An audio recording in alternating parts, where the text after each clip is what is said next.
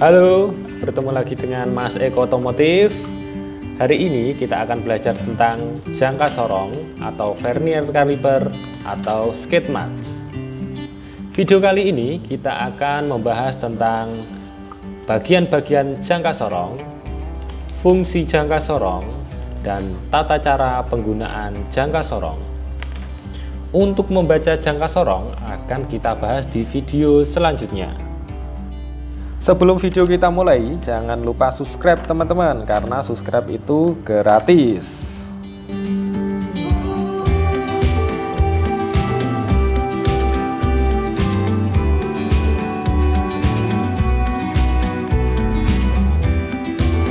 Yang pertama-tama, saya akan menjelaskan bagian-bagian vernier caliper teman-teman, atau bagian-bagian dari jangka sorong. Jangka sorong atau vernier caliper terdiri dari beberapa bagian yang memiliki fungsinya masing-masing. Yang pertama adalah outer jaw. Outer jaw ini terdiri dari dua rahang yang bernama fixed outer jaw dan movable outer jaw. Bagian ini fungsinya untuk mengukur diameter luar teman-teman. Bagian selanjutnya adalah inner jaw. Inner jaw adalah ini teman-teman.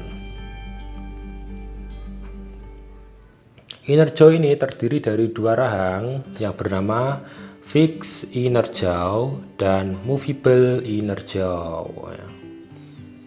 Bagian yang bergerak-gerak itu namanya movable. Jadi movable inner jaw, movable outer jaw. Bagian yang tetap namanya fix. Fix outer jaw, fix inner jaw. Selanjutnya adalah lock screw teman-teman, atau skru pengunci. Jadi vernier caliper ini bisa bergeser. Ada bagian yang bisa bergeser. Kalau kita kunci tidak bisa bergeser. Fungsinya sebagai pengunci. Bagian selanjutnya adalah main scale atau skala utama. Jadi angka-angka yang terdapat pada bagian tubuh jangka sorong ini namanya main scale. Sedangkan angka-angka yang terdapat pada slider ini yang bisa bergeser itu namanya skala Nonius atau Nonius scale, atau nama lainnya juga skala vernier.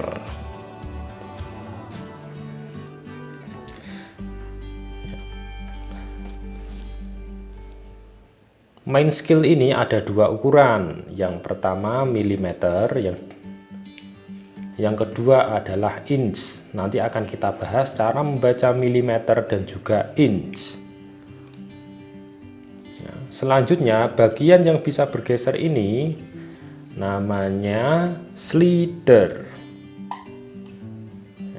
Slider teman-teman, yang bisa bergeser ini, yang ada angka-angkanya, yang ada skala Noniusnya. Nah, dan yang paling ujung bawah di sini ada namanya deep root. Ada namanya deep root teman-teman. Ini berfungsi untuk mengukur kedalaman.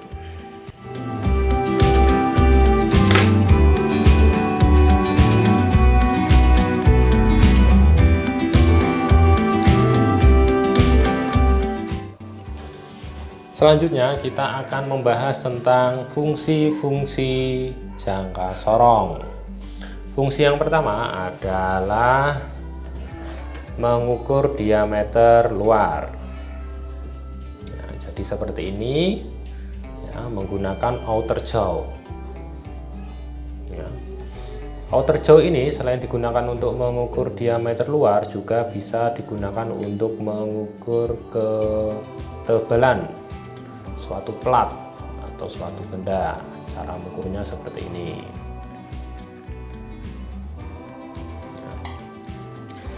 Selanjutnya digunakan untuk mengukur diameter dalam suatu benda. Ya, jadi pengukurannya seperti ini.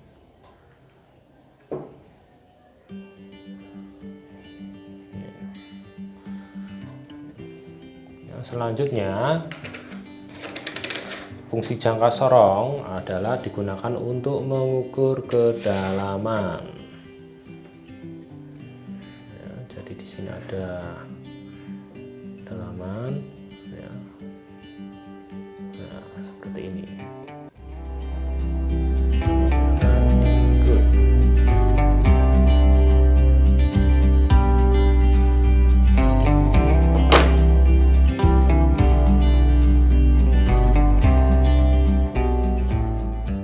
Tata cara menggunakan jangka sorong.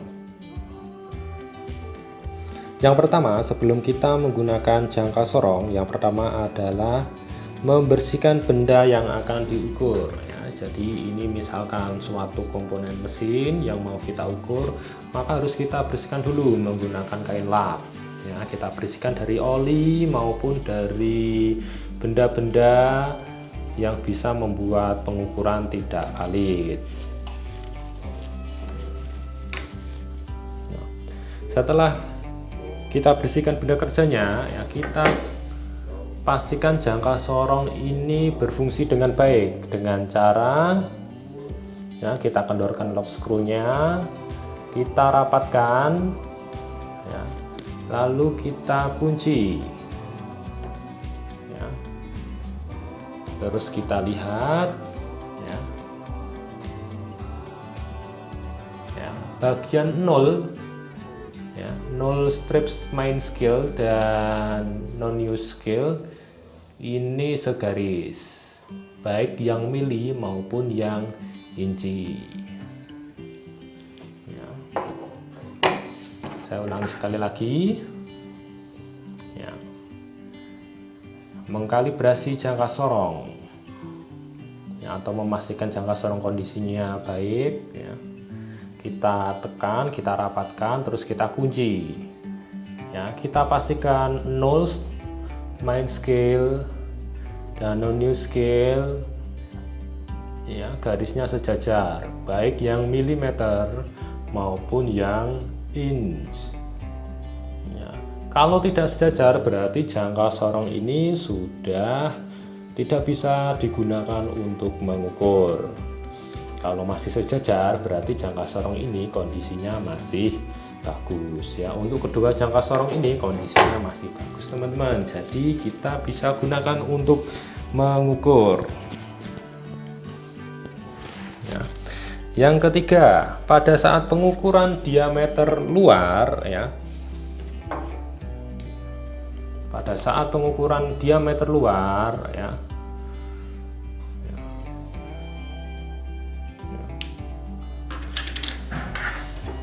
Misal kita mengukur ini pada saat menggunakan diameter luar, ya, pengukuran, ya, tidak boleh seperti ini, ya, atau pada ujung rahang, ya.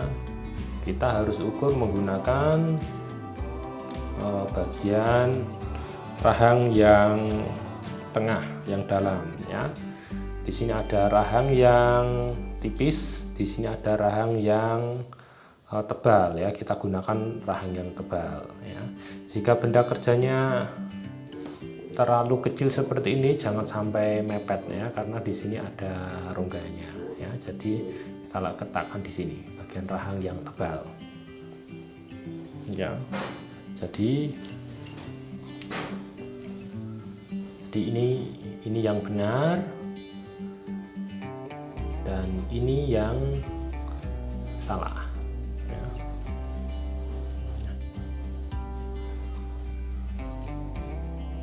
Selanjutnya, ya, pada saat pengukuran, ya,